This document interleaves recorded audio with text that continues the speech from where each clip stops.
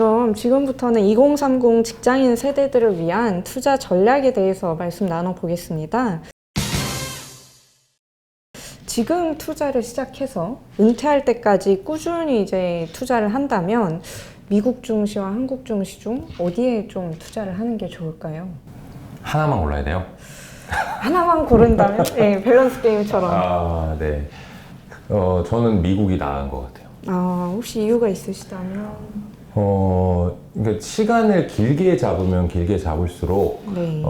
그 주식이건 아니면 그 시장이건의 그 잠재력과 체력이 되게 중요한데요. 네.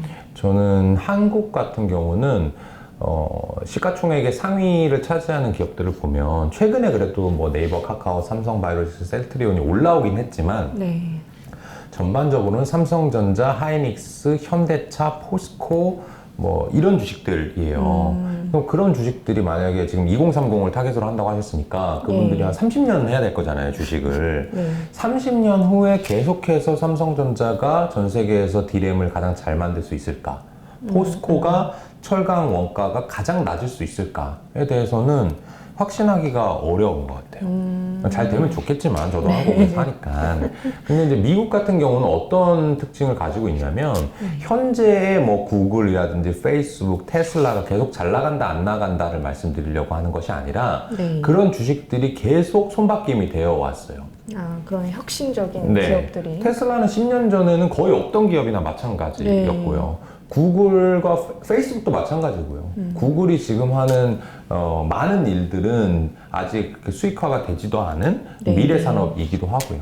10년 전, 20년 전으로 내려가면 제가 주식 처음 시작했을 때는 그런 주식들보다는 금융주, 그 다음에 쉘, 뭐 이런 쉐브론 이런 주식들과 같은 원유, 소재 이런 주식들이 시가총액 상위를 가지고 있었거든요. 네. 그런데 지금 시장이 바뀌고 세계가 바뀌었음에도 불구하고 미국 1등 주식이 여전히 세계 1등 주식이고 그런 것들이 계속해서 혁신하는 기업들이 나오는 것을 봤을 때는 그게 모르겠어요. 이렇게 영국에서 넘어가는 그런 청교도 정신 때문에 그런지 지금도 이렇게 인종 비빔밥이라고 하듯이 똑똑하신 분들이 글로 이민 가고 유학 가서 그런지 모르겠지만 앞으로도 그럴 가능성이 저는 더 높다고 생각을 해서 하나만 해야 된다라고 하면 미국 증시가 훨씬 더 유망할 것 같아요. 네, 그러면은 이제 미국 증시 같은 경우에는 사실 저희 같은 일반 투자자들이 정보에 접근하기가 좀 사실 접근성이 떨어지잖아요. 네. 이럴 때는 이제 지수를 사는 전략과 네. 개별 종목을 사는 전략 중에 어느 게 조금 더 좋다고 보실까요? 미국 주식이 우리나라보다 이 자본시장이 훨씬 더 오래되었기 때문인 것 같기도 한데 네.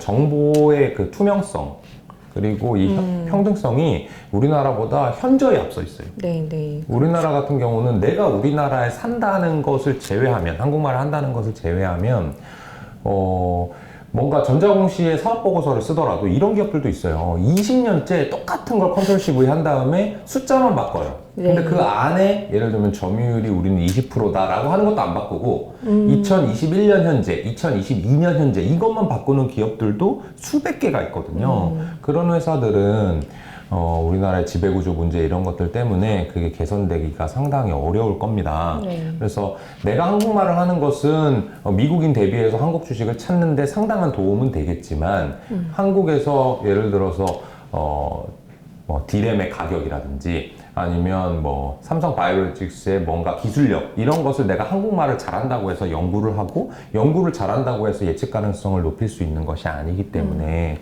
그냥 미국에 가서 구글을 얼마나 쓸까? 지금 페이스북을 쓸까? 인스타그램을 쓸까? 스냅챗을 쓸까라고 하는 것은 내가 조금만 관심을 기울이면 충분히 알아낼 수 있는 그런 분야이기 때문에 충분히 알아낼 수 있고요. 일반 투자자분들이 나는 바빠. 그리고 나는 그렇게 연구하고 합리적으로 사고하는 것 자체가 재미없어. 내 취미가 아니야. 하시는 분들은 한국 주식조차도 개별 기업을 하면 안 되는 거예요. 그럴 때는 지수를 사는 게 맞고 네. 지수를 살 때는 한국 지수보다는 미국 지수가 훨씬 더 낫겠다 이런 생각하는 거죠. 결국 이제 투자자들 성향에 따라서 네. 좀 갈릴 문제라는 네. 말씀이신 거군요. 돈을 더 벌고 싶으면 연구를 많이 하셔야 되고 그러려면 개별 기업이 당연히 성과가 좋을 겁니다. 네. 그러면 이제 개별 기업에 투자하는 경우 여러 종목에 좀 분산 투자를 하는 게 나을지 네. 아니면 몇 개의 종목을 추려가지고 좀 집중 투자하는 게 좋을지 어떤 게 더 좋다고 보실까요? 저희는 확고하게 소수 종목에 집중 투자하는 게 수익률이 높다라고 말씀을 드리고요. 네. 그 전제는 내가 그 기업에 대해서 연구할 수 있는 능력과 시간이 존재한다. 예. 그리고 소수 종목을 하면 할수록 이 변동성이 커지거든요. 내가 가진 이 주식 꾸러미, 포트폴리오의 변동성, 위아래의 변동성이 커지기 때문에 그것을 견딜 수 있는 심리적인 능력, 이 두 가지를 갖추셨으면 그렇게 하면 되고요. 네. 근데 그걸 못 갖췄다고 해가지고 종목을 내가 난 전기차 주식도 사고 메타버스 사고 뭐도 사고 10개, 20개 이렇게 가져가느니 그러느니 지수 사는 게 훨씬 더 낫습니다. 여러분들이 고른 것보다는 네. 시장에서 맞춰서 시가총액과 회사의 규모별로 비중을 정해주기 때문에 지수 투자가 어차피 분산 투자할 거라면 훨씬 더 안전합니다. 네, 그러면 대표님께서 이제 뭐 연구할 수 있는 능력과 시간이 된다면 네. 이제 종목에 집중 투자해라 이런 말씀 주셨는데 대표님께서는 종목을 보실 때 그러면 네. 어떤 점들을 좀 중점적으로 보시나요? 연구를 하실 때? 제가 연구하는 거를 쉽게 말씀드리면 네. 그냥 하나인데요. 이 회사가 3년 후에 돈을 얼마나 벌까? 그리고 그게 유지 가능할까? 네. 이렇게 두 가지를 보는 거고 투자를 할 때는 그것보다 싼가 비싼가에 대한 밸류에이션이라는 이 방법론이 조금 들어가긴 하지만 네. 제가 연구하는 건 딱 그렇게 두 가지예요. 1, 2년 벌다가 3년 후에 고꾸라질 회사들은 투자를 안 하고요. 네. 3년 후에 내가 예측을 했는데 도저히 모르겠어 어떻게 될지 그런 회사도 투자를 안 합니다. 근데 이제 그걸 조금 구체적으로 들어가기 시작하면 뭐 여러 가지 뭐 요인들이 있는데 이 자리에서는 그냥 한 가지 뭐 팁이라고 하면 좀 그렇고 여러 가지 가지 중에 한 가지만 추가로 말씀을 드려보면 저희는 이 매출액이 증가하는 속도보다 영업이익이 증가하는 속도가 빠른 것을 더 좋아해요. 매출액 증가라고 하는 거는 소비자가 지갑에서 돈을 내는 거잖아요. 네네. 그런 것들은 아주 빠르게 증가하기는 어렵습니다. 근데 내가 그것을 매출액으로 인식한 다음에 회사의 주주들한테 나눠줄 이익으로 내려오는 과정 중에서는 회사의 비즈니스 모델에 따라서 달라지게 되거든요. 근데 만약에 내가 원가가 너무 많이 들어간다든지 이것을 만들기 위해 설비 투자를 너무 많이 해야 되는 그런 기업들 같은 경우에는 매출액을 가져와도 주주들한테 나눠주는 게 아니라 네. 원재료 사는 데 쓰죠.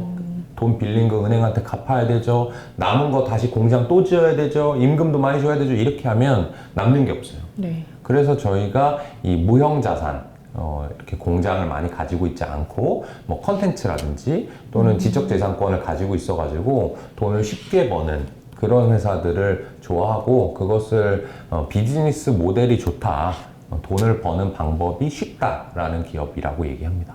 네. 그러면 몇 개 종목에 이제 집중 투자를 한다면 네. 어느 정도 개수가 좀 적당하다고 보실까요?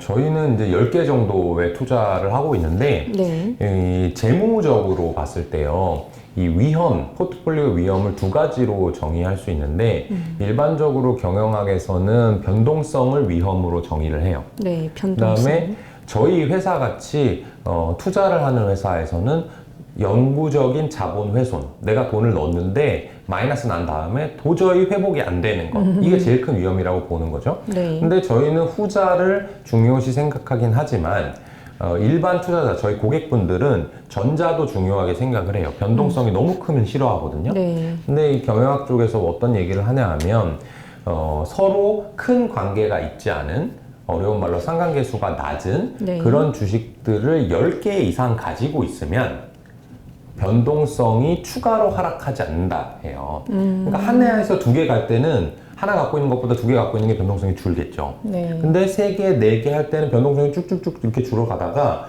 10개에서 11개, 11개에서 12개 할 때는 줄어드는지 안 줄어드는지를 잘 모를 정도로 변동성 하락폭이 적다는 얘기예요. 그러면 10개까지만 나누어서 투자를 하고 그 이후에는 나누면 나눌수록 오히려 들어가는 푼만 생기고 어떻게 보면 1등부터 10등까지 투자하는 게 수익률에 도움이 되는 건데 굳이 11등에서 20등까지를 내가 가지고 있을 필요가 없는 거잖아요. 네. 그래서 저희는 10개에 나누어서 투자를 하고요.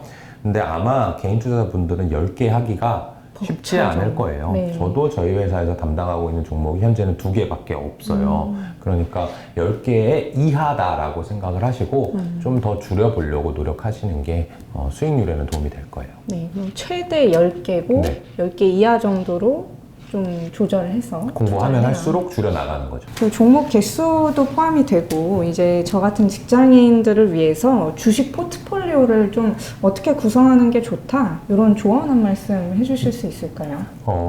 먼저 드리고 싶은 말씀은 그런 겁니다. 지금 유행하는 포트폴리오 구성법을 안 따라가시면 돼요.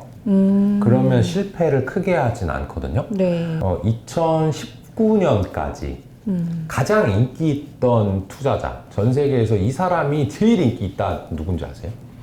저도 모르겠네요. 이렇게 얘기하면 모르실 거고 아마 네. 이름 얘기하면 아실 거예요. 네네. 레이 달리오입니다. 아, 레이달리오. 네, 그 사람이 4계절 포트폴리오라고 그쵸. 해가지고 어떤 상황이 오더라도 괜찮은 포트폴리오를 꾸려보자라고 했어요. 그게 주식도 있고 채권도 있고 뭐 부동산, 금, 뭐 비트코인 이런 거 다 나누어 가지고 한 다음에 경제의 순환 주기에 따라서 비중을 왔다 갔다 하자라고 했던 거거든요. 근데 이것은 큰 문제가 있는 게 경제 순환이라고 하는 건 적게는 3년, 길게는 7, 8년도 걸려요. 근데 개인 투자자가 그만큼 기다리면서 비중을 조절할 수 있다? 절대 그렇게 못하거든요. 그럼요. 개인 투자자분들은 뭐 물타기 한다 그러면 한 일주일 기다렸다가 또 빠지면 또 사고 이렇게 하는 게 기간이란 말이에요. 예. 또 하나는 그 사람이 왜 2019년까지 인기가 있었을까? 그 시기가 어떤 때였냐면 2017, 2018, 2019까지 미중 무역 분쟁이 있으면서 전 세계적으로 주식시장이 다 안 좋았어요. 그러다 보니까 시장이 안 좋은데 4계절 포트폴리오를 하는 레이 달리오는 꾸준히 돈을 버네? 이 사람이 짱이야. 이렇게 됐던 거죠. 그게 다 유행할 때쯤에는 어떻게 된다? 인기가 떨어지기 시작하는 거예요. 그리고 그런 자산들의 가치가 너무 고평가되어 있는 거고. 그때 네. 뭐가 왔어요, 그 다음에? 코로나가 터졌죠. 왔죠. 코로나 터졌을 때는 레이 달리오고 뭐가 없어요. 다 같이 돈 잃는 거예요. 그럼요. 그 다음에 인기 있었던 사람 누구죠? 제가 힌트 약간 드려보면은 저희보다는 나이가 많고 여성인 미국인이에요. 와, 이거 아크를 그렇죠. 운영하는 돈나무 언니. 네, 돈나무 언니죠. 네. 돈나무 언니가 완전 대박이 났죠. 그렇죠. 왜? 코로나 끝나고 나서 성장주, 언택트 이런 것들이 대표되는 인터넷 주식들이 엄청나게 오르면서 그분이 거의 신격화됐어요. 네네. 그죠? 2021년 된 다음에 그분 수익률이 박살납니다. 왜요? 그런 주식들이 너무나 고평가됐기 때문에 그랬던 거예요. 근데 그때 사람들은 어떻게 해요? 그게 인기가 있어진 다음에 알게 되니까 그 다음에 2020년 말 해가지고 삼성전자 사시듯이 똑같이 테슬라, 비트코인 사는 거예요. 네. 근데 그렇게 하지 않아야 되는 거고요. 제가 이런 얘기를 드릴 수밖에 없는 이유는 뭐냐면 이 질문이 그거였어요. 기자님 같은 직장인을 위한 포트폴리오. 직장인이 우리나라에 한 2천만 명 될걸요? 그렇죠. 그 사람들의 자산, 수익, 비용, 지출에 대한 것을 제가 알지를 못하는데 네네. 이거에 대해서 어떻게 정확히 세팅을 한다는 게 상당히 어렵고요. 네. 아마 그 마음이 왔다 갔다 하는 것을 이기는 게 더 어려울 거예요. 내가 지금도 올레더 포트폴리오를 하고 있었으면 그래도 어느 정도는 돈나무 언니 따라갔다가 깨지진 않았을 거란 말이에요. 근데 2020년에 오르는 걸 보니까 레이달리오는 아닌 것 같아. 이때는 뭐 돈나무 언니 따라가야 돼. 테슬라야, 성장주야. 이렇게 하니까 또 깨지는 거란 말이에요. 그래서 본인이 그렇게 투자하는 것에 적합한지 아닌지를 연구해 보는 게 제일 우선이고요. 그래서 뭐 배당주에 투자해라, 뭐 ETF에 투자해라 이렇게 하기엔 좀 그렇고 저는 공부했냐 아니냐 하고 그 사람이 투자 성향이 네. 위험을 감수할 만큼 크냐 아니냐에 따라서 결정해야 된다고 보고요. 당장은 주식 포트폴리오 제가 어떻게 말씀드리는 것보다는 그것을 결정할 수 없는 상황이라면 주식을 안 갖고 있는 게 맞아요. 잃지 않으면 나중에 또 기회가 옵니다. 근데 반드시 꼭 지금은 주식을 하지 않으면 안 되고 내 자산의 일부를 주식에 꼭 넣으라고 했으니까 이렇게 해야 돼 라고 하시는 분들은 아니 안 잃으면 나중에 쓸 수라도 있지. 근데 꼭 주식했다가 마이너스 나면은 나중에 또 주식에 대한 반감만 더 생겨서 다른 사람 또 부자 될 때 그 다음에 또 뒤늦게 꼭지 잡게 되는 거거든요. 그래서 그런 마음을 먼저 가지시는 게 좋을 것 같아요. 그럼 뭐 자산 상태나 성향에 상관없이 대표님께서 이제 직장인들 투자자들에게 해주고 싶으신 말은 이제 지금 유행하는 거에 올라타지 말고 네. 좀 자기가 공부를 할 준비가 됐을 때 네, 좀 네. 진입을 해라 이런 네, 말씀. 반드시 뭐 주식이라고 하는 것은 이 인간의 속성상 돈을 벌고 싶어하는 마음이 있기 때문에 그 마음을 충족시키려면 주식을 반드시 해야 돼요. 근데 해야 되긴 하지만 그게 했다가 잃는 것보다는 안 하는 게 저는 더 나을 수도 있다. 그렇게 봅니다. 네, 정말 진솔한 말씀 감사드립니다. 네, 오늘 김현준 더 퍼블릭 자산운용 대표님과 직장인들을 위한 투자 전략에 대해서 말씀 나눠봤는데요. 저희는 다음에 더 재밌는 콘텐츠로 찾아뵙겠습니다. 시청해주셔서 감사합니다. 고맙습니다.